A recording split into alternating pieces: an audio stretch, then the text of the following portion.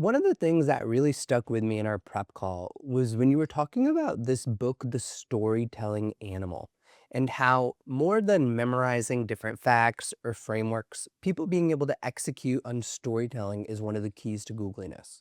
Can you break this down for us? Yeah.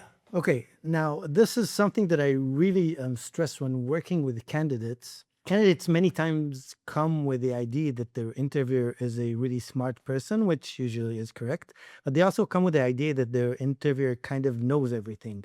And it's enough to just dump a lot of facts and they will connect the dots together.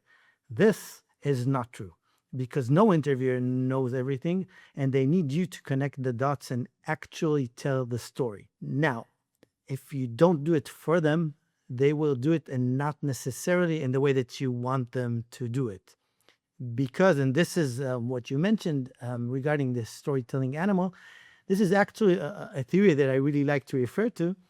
It was actually coined in the 80s, in the early 80s, by a communication theorist called Walter Fisher. Now, what Walter Fisher said is, we all know about Homo sapiens. Homo sapiens is the wise man, the wise human. This is we are Homo sapiens. But what he said, what Fisher said in the 1980s, that after evolving and after learning to speak so well and telling so, we have evolved into something different. We are no longer Homo sapiens. We are now Homo narrans. Homo narrans is the narrative human, the storytelling animal. This later became more popular in a book in the early 2000s. So basically, we're a storytelling animal. What that means is that what all of these are talking about, we can't really have random pieces of data held in our mind. The moment we see data, the moment we see facts, we try to turn them automatically in an instant of a second into a story. As an example, I come to my kitchen, I see the refrigerator door open, I see milk carton spilt on the floor, and I see my cat sitting happily in the sun. These are three facts, but I, as you most probably did, have a complete story now in my mind. I know exactly what happened. I know the timeline. I know what happened. Um, this is not necessarily what happened. Maybe some other thing happened, but I always create a story. Um, now, we don't want the interviewer to create some kind of story of random facts that we tell them. Now, let me give an example. Um, the interviewer asks me to tell about myself. So I tell them I'm a computer science major. I actually finished third in class. I worked a bit as an engineer.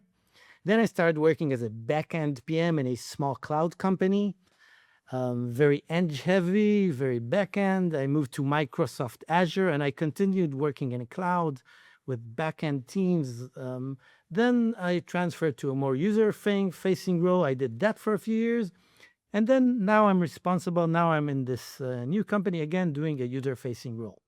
Now, I told about myself. I told all these facts. Now, connecting these facts that I said together, I can imagine a few different stories. Someone who really loved computer science and somehow went with the flow to become a front end PM, a user facing PM, instead of what they love. So I can imagine a different story. I can imagine many different stories, but let me tell this very quickly in a different way. This exact same story. While I started as a computer science major, always was fascinated by how people perceive things, how users use products. So immediately after graduating, I worked a bit as an engineer, but immediately moved to a PM role. I was still at a back-end role, but still was fascinated by how every action that I do influences end users. Eventually, at Microsoft Azure, I got the first chance that I was really looking for to work on an actual user-facing role. Then in my last role, the role that I'm doing now, this is what I'm doing full time, and this is really where I was always aiming.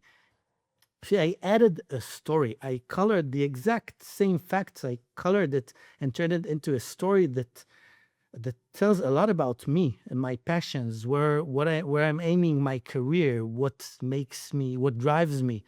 So this is really important to turn the facts into a story. I hope you enjoyed that short clip. You can check out the full episode here.